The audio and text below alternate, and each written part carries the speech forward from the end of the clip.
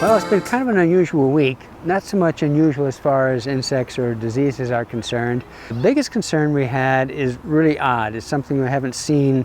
I don't recall the last time I saw anything of this sort, but it was severe frost damage. Now, in the morning of May 18th, that Thursday morning, there were record low temperatures throughout the Berkshires.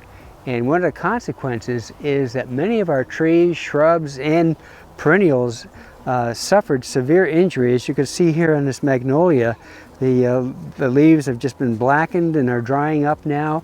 And this is just one of the species that was hit hard. Why did this happen? Usually we don't see this kind of damage from a frost, even this time of year. Well, the reason why was because we had an unusually warm period before this. You know, everyone was talking about how mild January, February, March, and April were at times.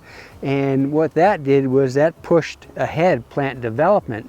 And then we get hit with this record low temperature, a hard freeze being defined as 28 degrees Fahrenheit and lower. And we did have 28 degrees in many areas, had 26 degrees in some areas.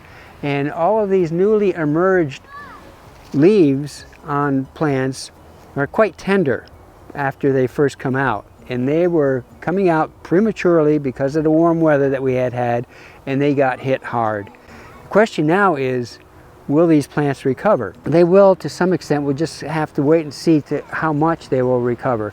Typically, when plants get defoliated early in the season, like for example from the spongy moth, later on the plants will put out another set of leaves.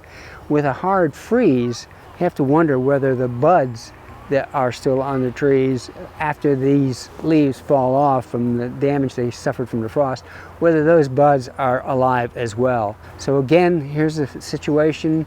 We see a lot of damage, we see a lot of injury. We just have to wait and see what are the consequences for the long-term survival and growth of this plant material. Gardening always has its ups and downs. You know, you have some beautiful, spectacular plants that are unusually spectacular in a particular year, and then at the same time you may have an event such as this hard frost that we had. And so, yes, there are these ups and downs, and there always will be.